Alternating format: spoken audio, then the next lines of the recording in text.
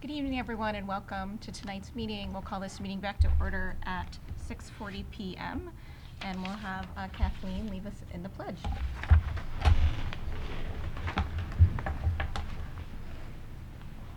Allegiance to the flag of the United States of America and to the republic for which it stands, one nation, under God, indivisible, with liberty and justice for all.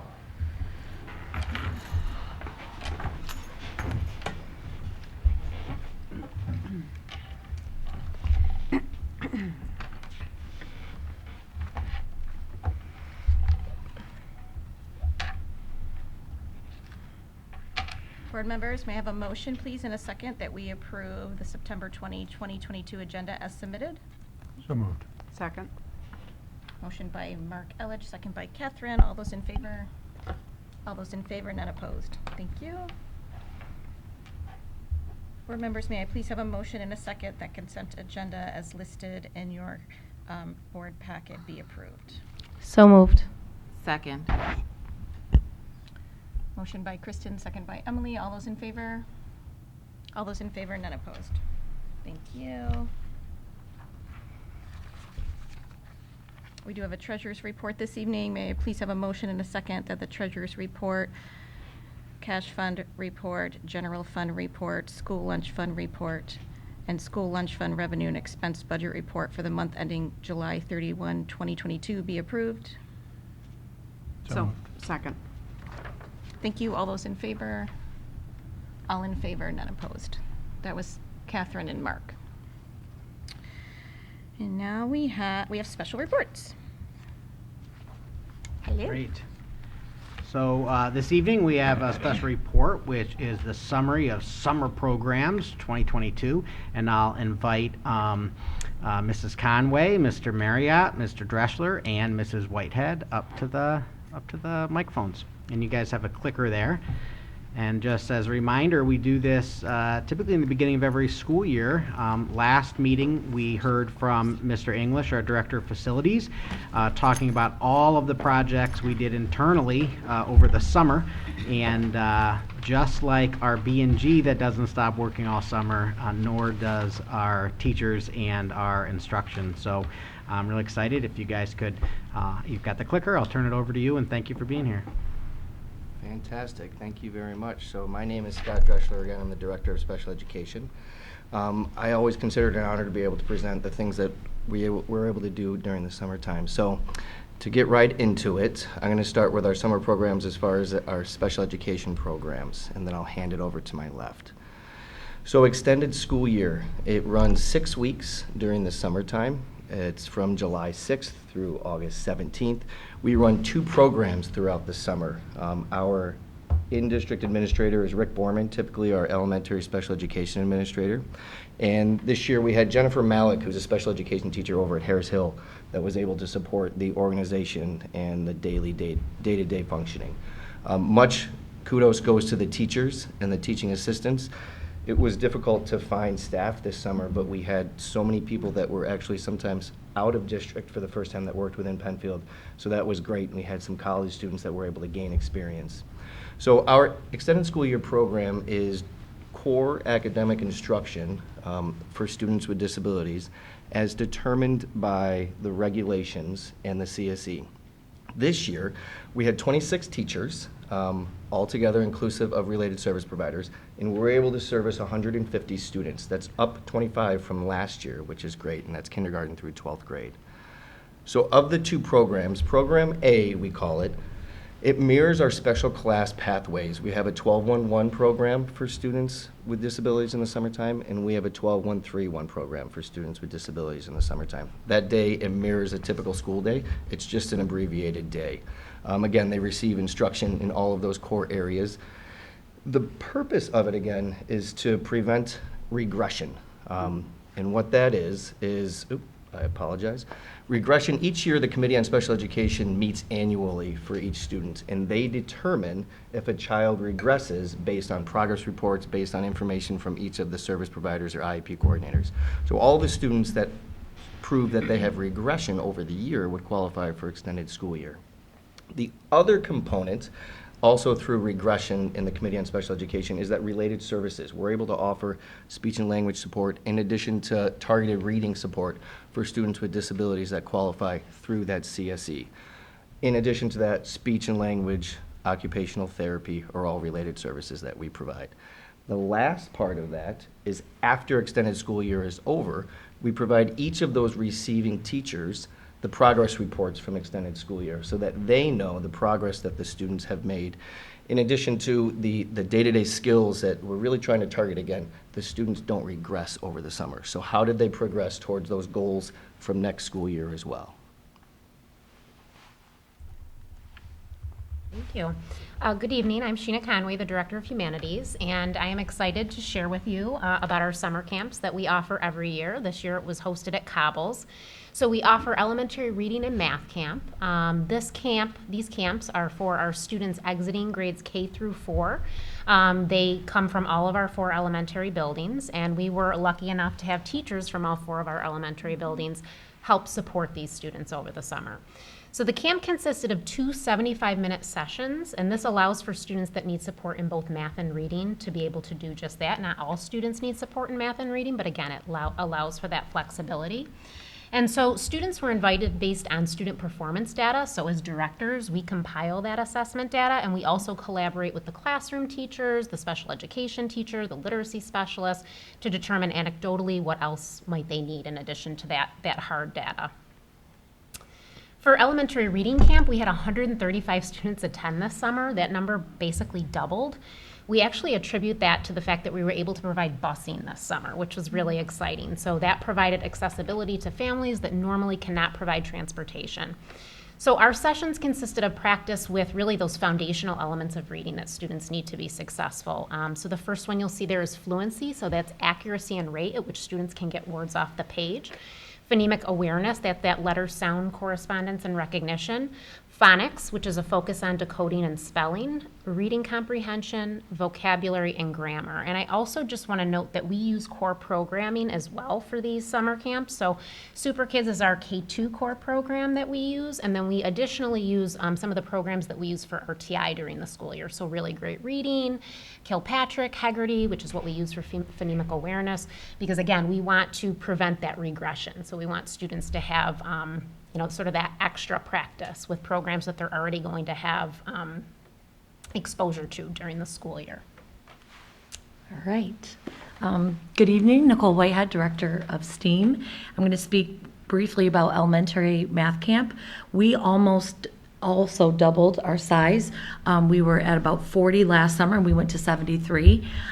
So students attended in small groups separated by their grade level.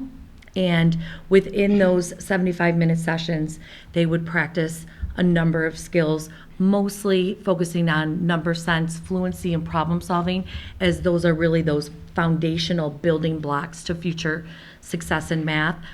During this program, our incoming 3rd, 4th, and 5th graders were also able to use Formative Loop, which is a fluency program that we are now offering to all of our students.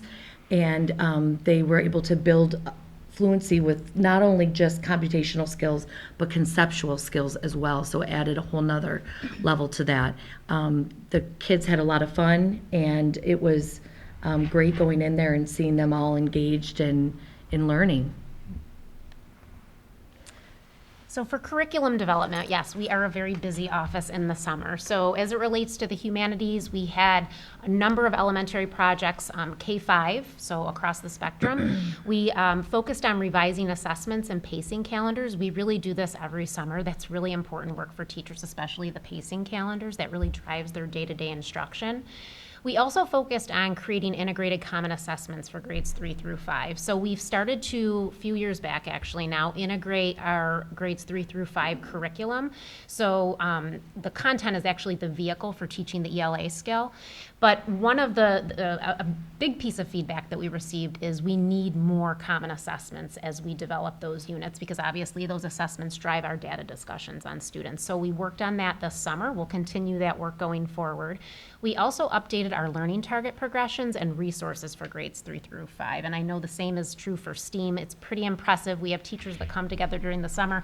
They develop learning targets, success criteria, and then this is an opportunity for us to also vet resources that they can use during the school year. And then lastly, we created new integrated units for grades 3 and 4. And we still have a unit to integrate for grade 5, and we'll focus on that during the school year. For secondary, we did a lot of work as well. We started with 6th grade this summer and looking at 6th grade social studies and ensuring that their assessments and their units align with our Understanding by Design framework. So the UBD framework, that's what we use to develop curriculum. And so for this team in particular, we were really focused on stage 1, which is really just that guaranteed outcomes for students, and then stage 2, their assessments. Are they aligned to the standards and what we hope students learn by the end of a unit? We also developed new units and authentic resources for the new New York State World Language Standards, so that's really exciting. The World Languages is getting new standards. They haven't had new standards for about 20 years, so they started to embark on that work. Bay Trail started with that work as well as the high school. For the high school social studies, we started to incorporate the social justice standards. So we've done this work K-5. Now we're slowly starting to incorporate them 6-12. So 10th grade global history and U.S. history incorporated those standards, and those standards really lend themselves nicely to them looking at, do we have culturally responsive and relevant resources and assessments and lessons? And so we did some of that work this summer as well. And then lastly, we had our AP World History Modern 2 team, the 10th grade team. They really wanted to look at that AP curriculum for harmful language because we've been having so many conversations around harmful language and potential replacement terms, so they did a lot of work with that. And then they just had to look at their units as well. They've had some curricular shifts with their scope and sequence, so they took some time to do that as well this summer. Thank you. Okay, so on the STEAM side, we had 23 projects running. I'm not going to go through all 23, but really proud of the work that the teachers did. We included 107 teachers participated in curriculum writing just alone on the STEAM side. So some of the highlights that I'd like to point out, as you can see, the elementary level, Sheena spoke to that, but really looking carefully at pacing calendars and common assessments. What we also did was look at data, common assessment data, to see if our performance indicated maybe the need for another resource or maybe asking the question a different way on the assessment. So the teachers were really digging into that work, which was great. We then moved to developing scope and sequence for our new Science 7-8 accelerated course. So we now, instead of starting acceleration in Science 8, we started earlier in Science 7 so that we can be sure that all students receive all science standards before jumping into one of our high school science classes. Also very exciting was the work around developing new elective courses. So we had new elective courses, which gives students choice in 8th grade. So after they've met all of their credit hours in CTE and in music and art, these courses are all in addition to that. So the work that was done was great. It was exciting. They're new. One class is art explorations, and they're really exploring all the different materials that you can use in art. There's a new music songwriting class. It's very exciting, and the teachers did a lot of really, really great work around that. We also revised some of our scope and sequence around some of our CTE classes, including Family and Consumer Sciences and Business and Technology, to now align with the new schedule at the middle school. We also continue to align and transfer over to the new NISLIS standards. Those are here. We've been talking about them for a long time, and actually next spring will be the first administration of the 5th grade and 8th grade science exam. So we continue to now roll that through the high school and make sure that as kids are coming through now, they are getting all the material that is aligned to the new standards. We worked on common assessments that are given regardless of if you're a Bay Trial student or a high school student, if you're taking living environment or algebra, we really want that experience to be common. So we continue to work on scope and sequences and common assessments for those two courses. And last but not least, we worked on the course for the new studio recording and engineering that we spoke about in June when we talked about the new textbook. So it was a very busy summer. I really kudos to all the teachers. They are volunteering to do this work. It's so important. It's such a good time for us to be able to connect with them as well. And I really appreciate all of their hard work giving up their time over the summer. And we are going to now go on to professional learning. Thank you very much, and thank you, Nicole, Sheena, Scott. Thank you, everyone, for having us here tonight. I'm Kevin Marriott. I'm the Assistant Director for Professional Learning. So a little bit of what I'm going to discuss is some of the supports that we've given over the summer and that are ongoing for our adults within the district. And we connect these really to, yes, the district priorities, but also to interest, right, as well. The first one I'm looking at is that fourth bullet down with the Parent Square professional learning sessions. That really has been a big part of the summer and is ongoing now. Parent Square is our unified communications platform that is used to streamline our communication systems between our faculty and staff, with students, with families. We've been hearing a lot of positive feedback so far, but it's also new and we're learning as we go along. So it's important to keep all those conversations open and make sure that we're aware of how we need to improve and how we're meeting the needs of all of our different adults and the many unique roles they have, and how they can also engage with families in that process. So that has been a big part of the professional learning this summer. I'm also very proud to say that a lot of the trainings that we're conducting, we're looking at turnkeying, and we are turnkeying those. What that means is, yes, we have Team Penfield participating in it, but then on top of that, they are taking that learning and they're going to be also conducting those same or similar trainings, really kind of with a Penfield spin on it as we move forward, right? A big part of the professional learning is that what we learn is continuous. It's ongoing. We're always seeking to grow and develop, and it doesn't exist in isolation. So I really see in the work we've done this summer and the work that we continue to do, we're building those relationships, but we're also fostering capacity within our adults to be able to take that and have those conversations with other adults, and then to be able to share their learning as well with the students that we work with. On top of that, we hosted our new faculty orientation, which hosted nearly 50 new educators, which was fantastic. A lot of new faces in the district, and a lot of opportunity for connection. I'm also proud to say that we started the first day with a community building circle, which is great and something that we're having more in our schools, and we want to make sure, again, those connections are being made for our students, but also for our adults. On top of that, we had our summer leadership retreat, which was for all of our administrators, which was met with some really great success and some great feedback, specifically honing in on some of the connections that we've made with our district priorities and how the learning, I believe one of our principals used it as very tight, meaning kind of focused and connected, and I really appreciated that.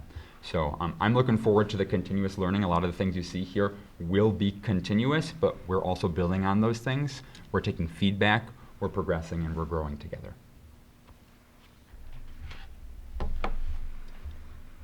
That was awesome. Thank you. Yeah. It always amazes me how much work that you all do in the summer. Like, we had the facilities come and talk about their work, and then you come and talk about all the curriculum work and all the hours that go in. So I really appreciate you being here and sharing. Thank you.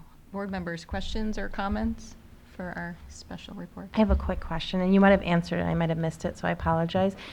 In our elementary programs, can our children attend both ELA and math? Yes. Okay. Yes, they can. And then, that's my only question, but I would like to comment. I love the communication that you're giving to teachers that are receiving the students, because then they can kind of hit the ground running. They know exactly where they're at. And I love the fact that I heard a lot about balanced instruction that was occurring in both your ELA and your math. And I just love the fact that we're really, when we talk about, in Penfield, we talk about the whole student. Like with your elective courses that you're really developing, you're truly looking at that whole child and really targeting all aspects of that student. So great job. Thank you. Mark, question? Yes, a couple of questions. As you're going through the curriculum development, and I know, even aside from curriculum development or part of it, you do a lot of work on finding the right instructional materials, especially ones that have software components associated with them and the like. So when you're working with the curriculums this year, have you found the existing instructional material to still support that, or are you starting to look at other materials? You're finding there's, let's say, it's not quite fitting into the new curriculum concepts? I could speak to science on that. Science, as we continue to align ourselves to the new standards, we've adopted new resources along the way. A lot of those have an electronic and digital component, just because they can change with the times, and then we don't have outdated textbooks in classrooms. There's also more capabilities for those resources to be translated in other languages for our students that don't speak English, which is really helpful. So I can say that the resources we're looking at right now at the high school for science, they all have a digital component, and we only look at the ones that really tightly align with the standards. So. And I can speak to the humanities. We actually expanded our Newsella subscription. So Newsella, it is basically access to ELA, social studies, science, SEL, culturally responsive content for teachers. So we actually recommend that that's their first stop, because we really are encouraging teachers now to vet resources. So we want teachers to use digital components, right, to enhance the curriculum and increase engagement. But we also want them to be really mindful and preview those resources and look at those resources through an equity lens. And so News ELA is something that we feel like we can really support teachers, not only with our integrated curriculum, grades 3-5, but really 6-12 as well. Yeah. And then the other question I had was, you talked about the new electives, and I'm just wondering, since it's the first year, what's the uptake as far as students choosing them? Are you getting good participation from the students and feedback? So I can say so far, everything that I'm hearing is very positive. The kids are liking the fact that they can pick maybe a path that they might then choose to go down a little bit more here in the high school. Take, for example, art. They're really getting into this, and some of them are thinking like, oh, I don't know if I would have picked an art class when I get to the high school, but now I want to do jewelry making or pottery, because we're incorporating all that into the electives. We also have some home and career electives that are allowing kids that really have that love of the cooking and baking to take it to the next level. So I personally have 2 8th grade daughters who are very much enjoying their electives. They both picked different things, and the team at Bay Trail worked really hard to make sure that children received one of their top choices, because we want them to want to be there, right. And them being there keeps everybody engaged. And so far, I'm hearing good things. Have you guys? Yeah. Okay. All right, well, that's great to hear. Thank you. Yeah. And then if I could chime in, 2 items for the board and the community.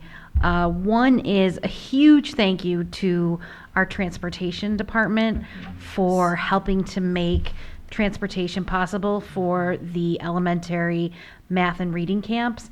As the directors mentioned, that was a concern from an equity and access perspective, and so we greatly appreciate the brainstorming that the team did with Mr. Gala and his team.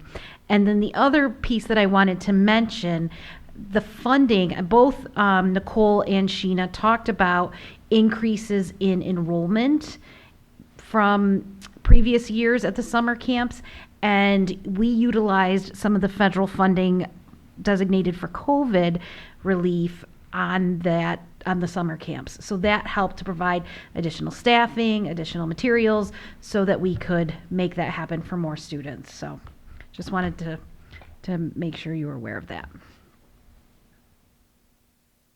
Great. Other questions?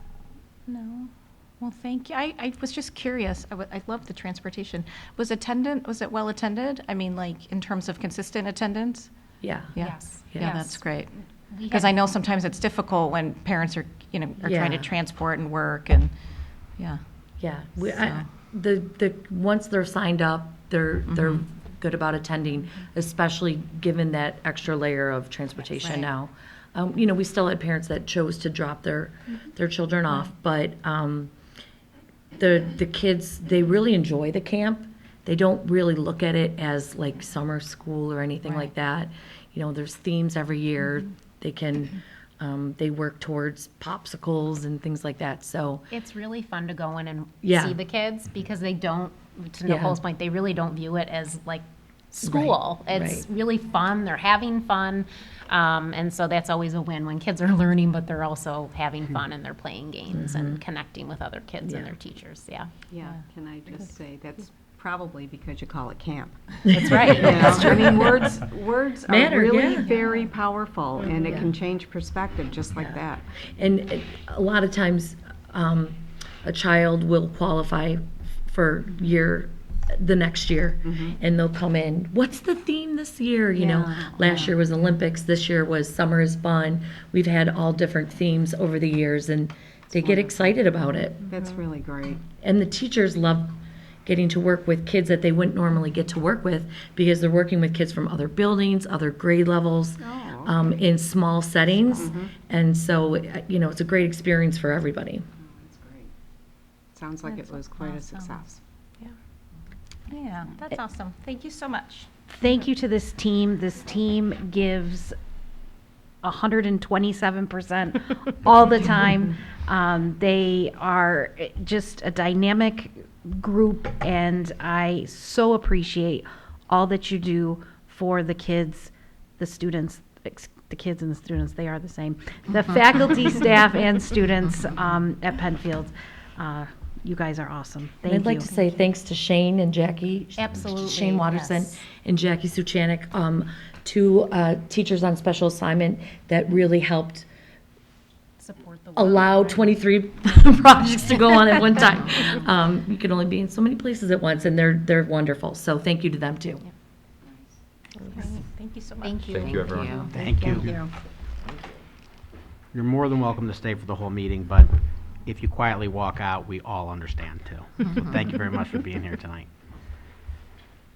Alrighty.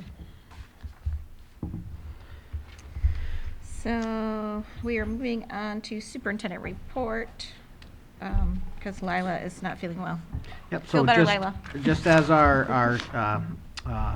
I will just mention, because it's not in my report, but this is Pep Rally Week. And so keep an eye on social media, parents square from our principals and grade level administrators, just lots of themes this week, lots of dressing up, lots of coming together, all heading towards Pep Rally on Friday at 1 o'clock at the high school for our high school students. And then our Friday night Fun Fest starting at 5 or 5:30 on Friday. 5? I think it's 5. 5 sounds good.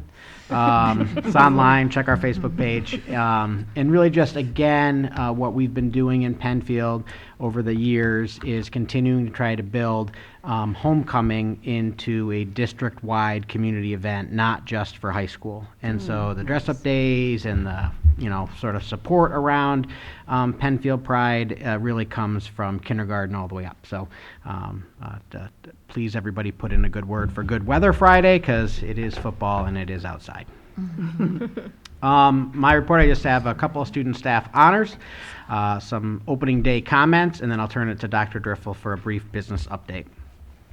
So in our agenda has all of the names. This is a time of year where we congratulate. This year, 103 PHS students, and that also includes some 2022 graduates who were named AP Scholars based on their performance in the advanced placement exams last May. And so listed in our agenda are the names of 33 AP Scholars with distinction, 27 AP Scholars with honor, and 43 AP Scholars.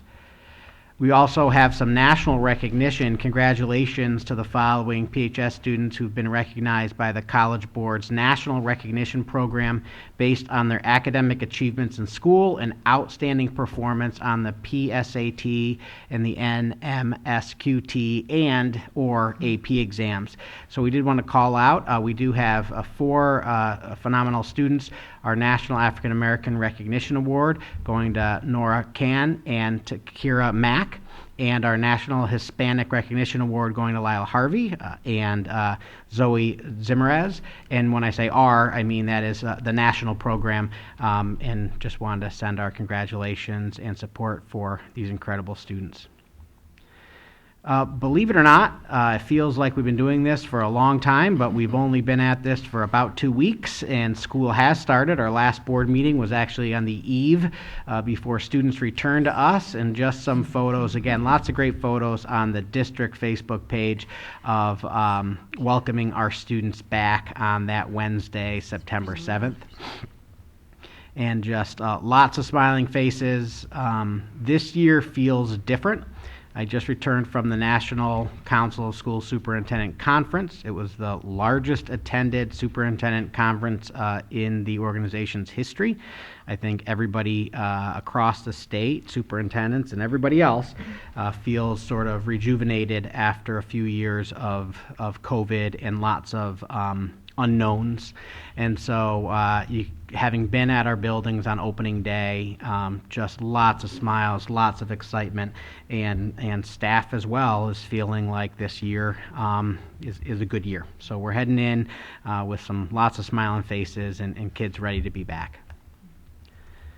Any questions on my amazing 4 slides? All right. So I'll turn it over now to Dr. Driffel. Good evening, board. So I only have 1 slide tonight, so not to outdo you, Dr. Putnam. So only 1 item on your meeting docket tonight from my office. It is for a pilot refund. So a pilot is a payment in lieu of taxes. These are negotiated by the county with a developer for a tax incentive so as to attract new development. We don't really have a say in the matter. We just have to bill the entity, typically for a 10-year period. So this pilot, we currently have 4, was overbilled for the last 9 years. The structure of the pilot's exemption was a bit atypical, and nobody from the company or district caught it until this past spring. So just going back, it was all the way back in January, trying to figure out exactly what should have been billed over the time, trying to account for a degree of interest consideration for the organization. We finally landed on a figure for the refund. This year is actually their last year of the pilot, so they'll be going back on the normal tax rolls next year. So it took a little bit of time to agree to the refund, but we're in a position where we all agree that this is honoring the intention of the contract. Does it make sense? Mm-hmm. Okay. Yeah, and that was it for me. Good. Yeah. Questions for Dan on that? Nope. All right. So we don't take questions from the audience, but the board is going to vote on that, and you'll see.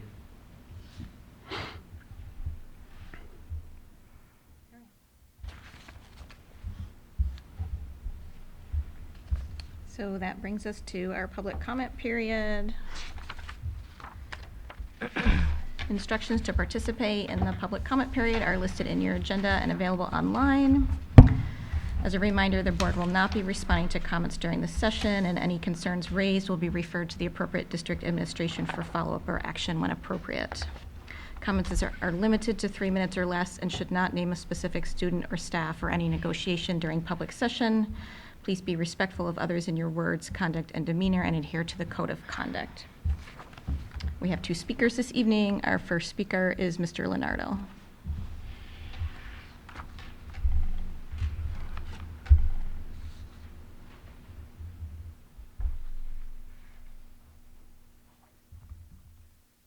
Good evening.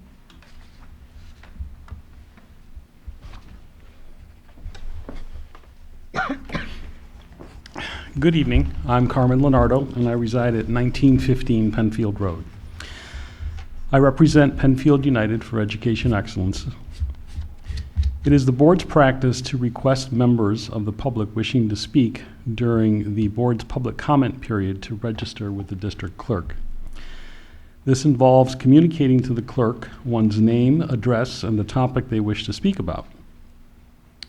When speakers are introduced at the board meetings, they are required to state their name and address for the record, and subsequently their names and addresses also appear in the meeting minutes. Interestingly, while detail of the information presented throughout the meeting is included in the minutes, a synopsis of speaker comments is not included, just their name and address.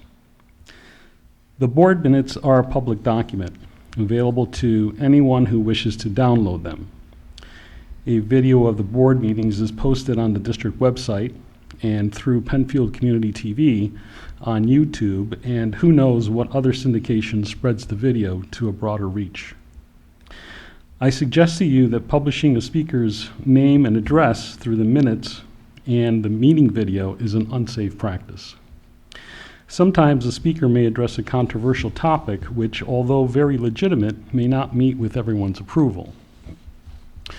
In a day when people with emotional and psychological issues set out to do harm to innocent people they don't agree with, it would seem to me a safer practice to not publish a speaker's address.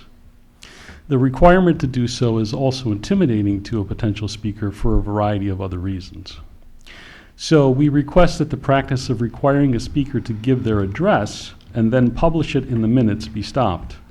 Since our address is already on record with the district clerk, there is no reason to repeat it to the public. We also request that a summary of a speaker's comments appear in the board minutes as an official record of issues that are brought to your attention. Thank you very much. Thank you. Thank you.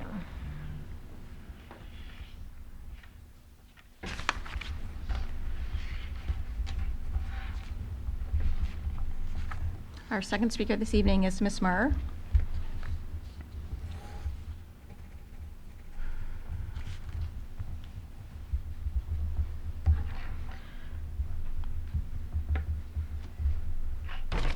Good evening. Good evening. Dana Marr, 1690 Queltra Road. Having spent many years working in the human service field, inclusivity is something I have grown very familiar with and find to have incredible value and importance. The Cambridge Dictionary defines inclusivity as the fact of including all types of people, things, or ideas, and treating them fairly and equally. It also defines inclusion as the act of including someone or something as part of the group, list, etc., or a person or thing that's included. The Wikipedia description refers to all students being able to access and gain equal opportunity in learning. The Penfield School District's description of inclusion is authentically bringing traditionally excluded individuals and/or groups into processes, activities, and decision policymaking in a way that shares power and ensures equal access to opportunities and resources. Inclusivity can be represented in many ways, but at the end of the day, I envision it as a way for people to feel included, feel included, and be part of the community they are in. I recognize the district is making many efforts to bridge gaps to increase inclusivity in the school environment. My question to you would be, are some of the things being done to attempt to bridge this gap actually making the gap bigger? Is it possible that the focus is so great on these differences that some students begin to feel more divided or excluded rather than included? I share an example I heard in just the first week of school, when some students at high school grade level were asked to share their pronouns with others in their class. I tried to think about this from a student perspective. What might that experience be like in various situations? If my pronouns matched my biologically assigned pronouns? If they didn't match my biologically assigned pronouns? Or if I simply wasn't sure what I should share regarding my pronouns? So when I thought back to what that experience might feel like for each of the above situations, I believe that for many it might feel awkward, uncomfortable, or I might be wondering what others might be thinking. Asking a student this question, especially in front of other students, does not feel like an inclusive activity, although it may have the intention of improving inclusivity. Would we ask students in a class to share with other classmates about any disabilities or medical issues they might have in front of the class?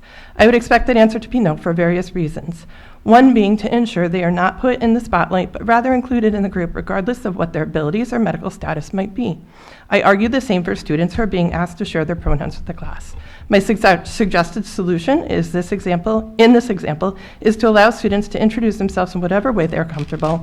Let students be the initiator of sharing any pronoun preferences rather than asking them what they are.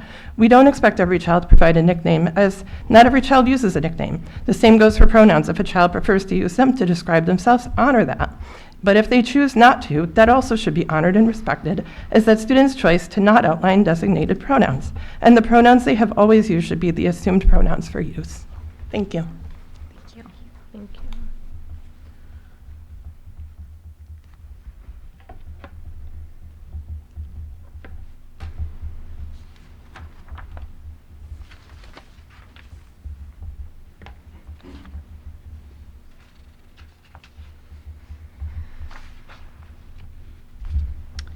Board members, that brings us to, there's no facility items this evening, so financial items.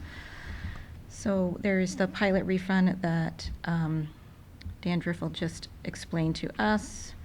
And am I reading this whole thing? Yes, because it's a resolution. Whereas the 9 Mile Line Associates LLC entered into a payment in lieu of taxes agreement with the County of Monroe Industrial Development Agency in or about August 2011. And whereas it has been determined that the county and school district collected more pilot payment than provided for under the pilot agreement. Whereas 9 Mile has requested the county and school district refund the overpayment, and whereas the school district is in agreement to refund overpayments made for the 2016 through 2021-22 school years. Now therefore be it resolved that the Board of Education agrees to refund pilot payments made by 9 Mile in excess of the payments required to be made under the pilot agreement for the 16-17 through 21-22 payments, and hereby delegates the Assistant Superintendent Dr. Driffel and School Business Executive Treasurer Maloney the authority to make a refund in the amount of $104,830.27. This resolution shall take effect immediately. May I please have a motion and a second? So moved. Second. Motion by Catherine Dean and second by Mark. All those in favor? All in favor, none opposed. Thank you.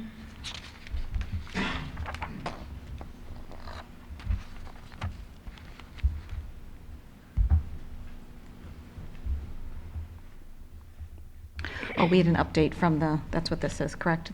This is an update from the organizational meeting.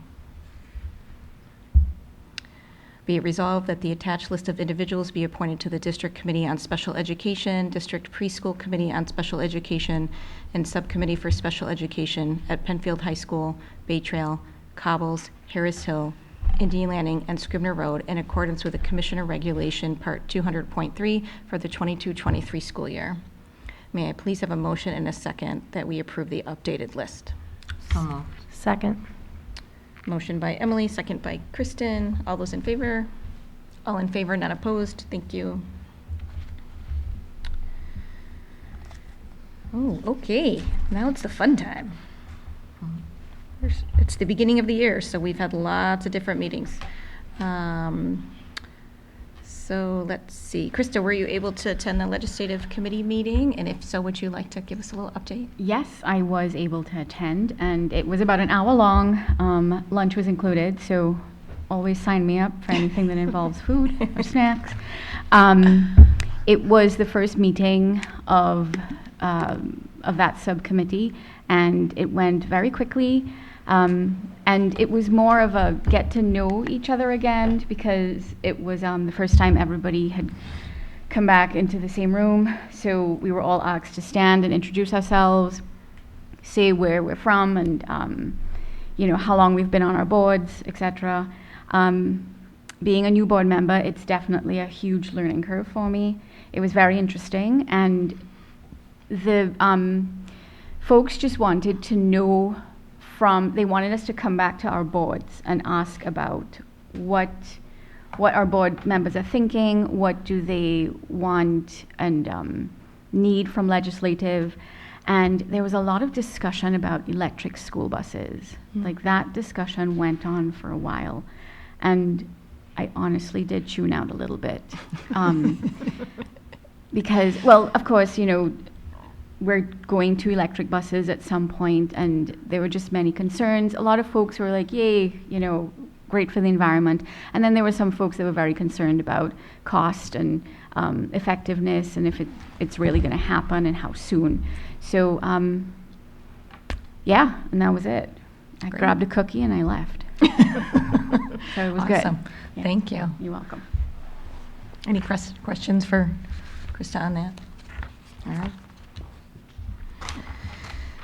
Oh, I was at the next meeting, at the executive committee meeting, which was the first day of school. So that was board presidents from across Monroe County.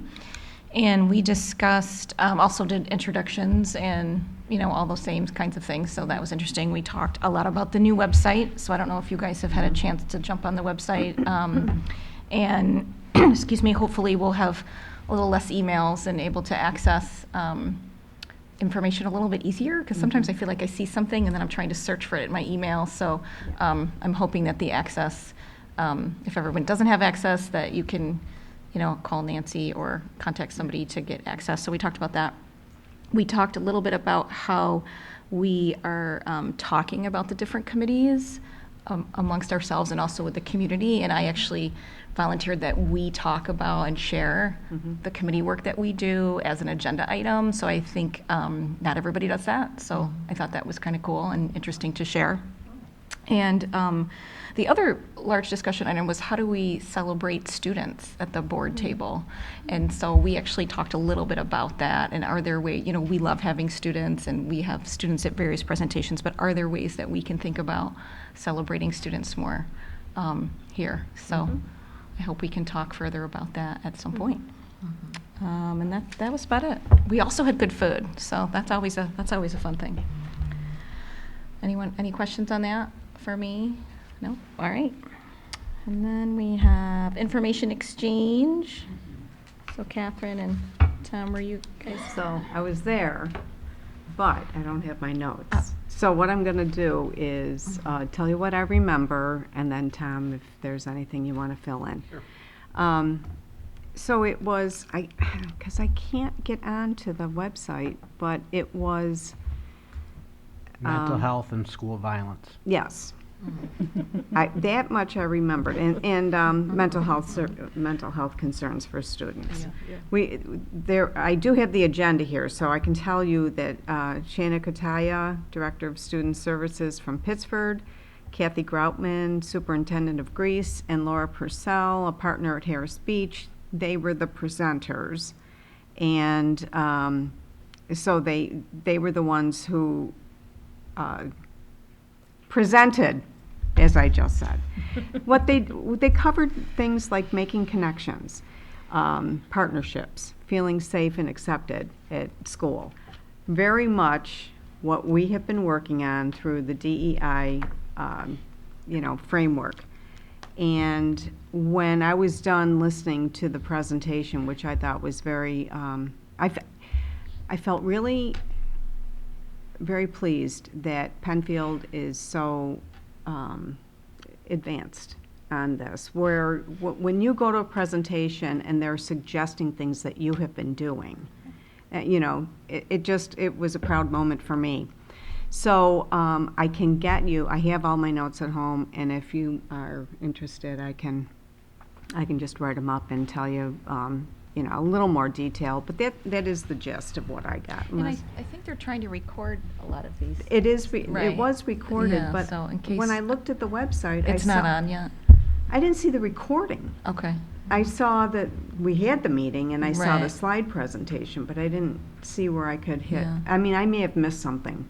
I didn't notice it either, but Okay. I think that's the hope of this, is that they'll Yeah. all be grouped so we can find things easier. That was my Yes. interpretation. I do believe so, but, the partnership thing, we have long been doing partnership. That's been part of our mission statement for a long time. And then the feeling of safety and acceptance, walking into a classroom, feeling like no matter where you come from or who you are, it's my home turf, it's my classroom, it's my school.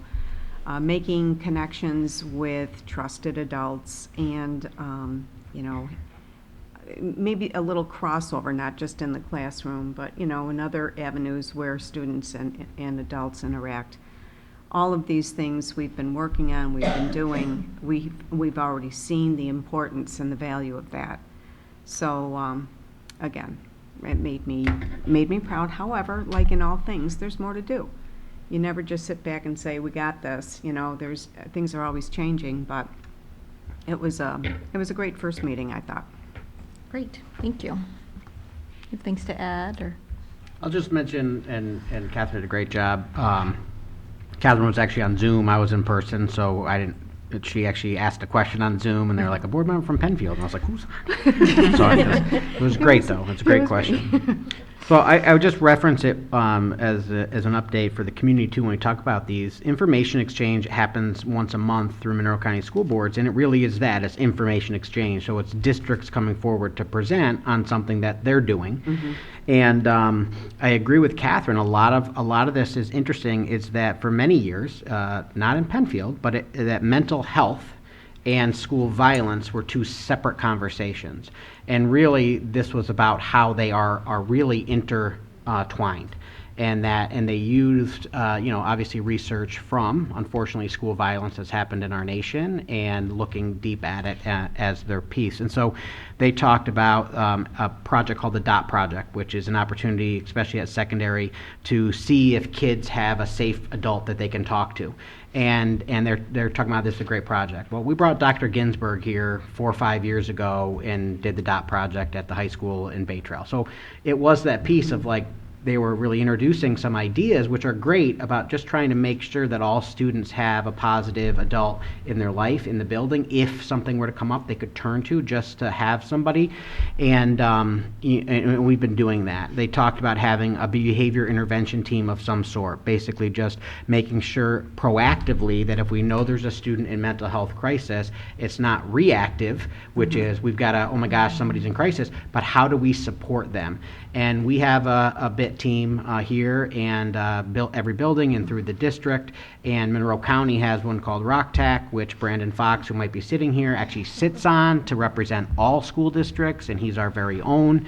And so a lot of that is that connection around supporting our students and their families when there might be a need. And then we are not, as school districts, the solver, but we do have the knowledge of where in the community can we maybe get help for somebody who might need or is asking for help, both from the family asking or the student asking. And so really at the top piece of priority in terms of curbing school violence and proactively trying to stay ahead of it is making sure that students truly feel a part of the school district, that they feel connected, whoever they are, however they present, whatever they bring to us, that we really reach out and obviously greet with love and support.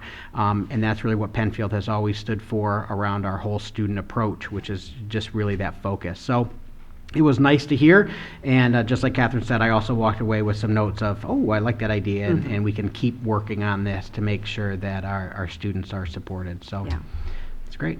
Yeah, it was definitely worth being there. Yep. Yeah. Great, thank you. And then you have your conference that you were just at, right? Yeah, so I mentioned I did attend the New York State School Council of School Superintendents.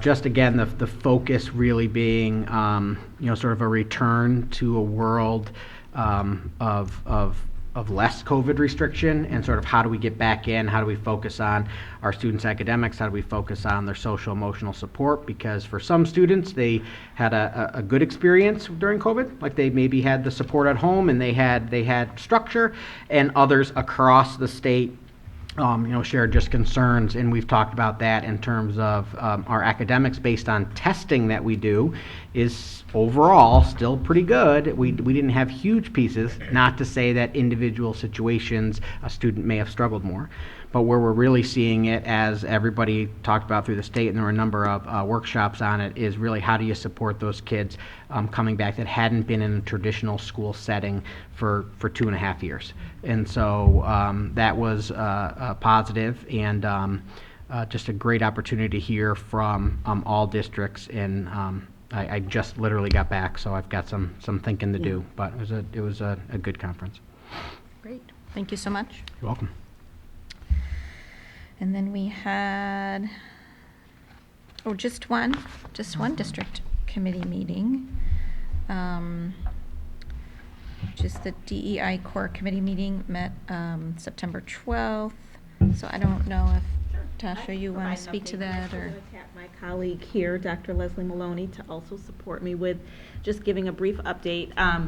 For the DEI core team meetings, one of the things I'd just like to reference is that when we meet monthly, actually we've scheduled 5 meetings for this school year. Last year we met every month, but every time we meet, the minutes, the slides, all of the notes are shared with our building principals so that when they're facilitating their building-based DEI meetings, they can use that information so that there's consistency in what we're doing at the district level with our DEI core and what they're also doing at the building level. So I just wanted to make sure that our community knew that. So if we do have families that are participating at the building level, they'll also be able to access the same content that's shared during our DEI core team meetings. But one of the things I'll just reference is that we have really been intentional about our focus around educational equity. And so this month we shared an educational equity playlist, and on that playlist there were some resources, there were videos, there were articles, I mean just a host of things, but all connecting to educational equity. So what is equity? There were some things on there around social emotional learning, restorative practices, and code of conduct. So when we think about all of the things that we're prioritizing as a district, each one of these is something that's a lever that gets us closer towards achieving educational equity in our district. So we spent some time in breakout groups exploring the educational equity playlist, and then as a result of that, we came back and we unpacked the resources that were there. And so so you don't have to just hear my voice, I'd love to tap you, Dr. Maloney, so you can contribute to the conversation. So as I often say to Tasha when we work together, I love to steal Tasha's ideas, and the playlist is a fabulous idea because it is a nice, succinct, there are, I think, 5 to 7 examples for each of the categories that Tasha mentioned. The videos are to the point. They're great from an educational perspective. There was a video that I hadn't seen before around what is equity versus equality, and really just giving all of the stakeholders at the meeting a place to go when having conversations and needing a resource to support the conversation. So I know my breakout group talked a lot about just our appreciation around sometimes the conversations are challenging, and sometimes you need something to help support the conversation that you're having. And just a video, an article, it's nice to have that playlist in your back pocket to be able to refer to. And so in closing, we spent some time talking about the community conversations that we'll be hosting this year, looking to our schools to also help to support and advertise those, and we look for the community to join us in all of the ways that we want to share and emphasize the important things that we're prioritizing as a district. And so we meet again, I believe, in November. Don't quote me though, but we have 5 meetings this year. I feel like it's November 9th, but Okay, or there you go. 8th. Yeah. I could be wrong. Yeah, what she said. 7. Thank you. Any questions on that? On No? that one. All right. So that brings us to unfinished business. Do we have unfinished business? Not that I can think of, right? Any new business this evening? Well, I Oh. have a question. Yes. Okay. You just mentioned, Tasha, about community meetings, and I saw in your notes, Tom, about the meetings coming up with Justin Murphy. And I was wondering, I remember Steve Kenny mentioning about like a syllabus of sorts of how you're reading his book, Justin's book. And I was wondering, are those meetings going to coincide with how the pace in which you're reading the book? Okay. And then, would you be able to share that with us? Absolutely. So what we've done within the within that community conversation. So Justin Murphy will be joining us in January, Mm-hmm. and prior to that, prior to the holidays, so before we got heavy into the, getting ready for the Thanksgiving holiday and then the December holidays, we wanted to make sure that we had a chance to welcome and invite both our internal community, so our faculty and staff, as well as anyone from the community that wanted to participate in a professional book study. And so those dates, the schedule, if we can send information as we get closer to that, but just so you'll know which chunks, which sections of the book Yeah. to read prior to each of those evenings, absolutely, we Okay, can that'd be relay that great. information, sure. I didn't know what to expect in reading his book, and it's like, it's just, there's no words, it's so much bigger than what you think it is, and it's very in-depth, and his writing is incredible. And it's a really important book, so. And one of the other things I'd just like to highlight is Justin Murphy is a Penfield Central School District graduate. Yes. And so kind of embracing a book that we have one of our own, graduates be able to produce and share with us, the Penfield community, but the Rochester and even just nationally, just the book has had really good success, and I think that it's a great way to showcase one of our own. Yeah, for sure. And the subject matter is just so timely, and it's really well written, and it's hard. Yeah. Yes, we will be sure to get those dates and I would the appreciate sections, that. That'd be yes, great. I would like to absolutely. be able to go along with that. Yeah. And just for the community, all of our community conversations have been sent out, all the dates, including the community book study, and they're all right now, the easiest way to find it is just the first news story right on the front page of the website, so. Yeah. So are the book studies, there's going to be Zoom, those are Zoom? Yes, that will be virtual. Okay, and then or virtual, sorry, I know that's the better word. Yes. But then the conversations are all in person? In person. Okay. Every community conversation Great. will be held here. Okay. In our auditorium, in person. Awesome, thank you. Okay, guess what? Now we get to adjourn. May I have a motion, please, in a second, that the meeting be adjourned at 7:41 PM? So moved. Second. Motion by Catherine, second by Emily. All those in favor? All those in favor? Motion adjourned. Thank you, everybody. Thank you. Thank you.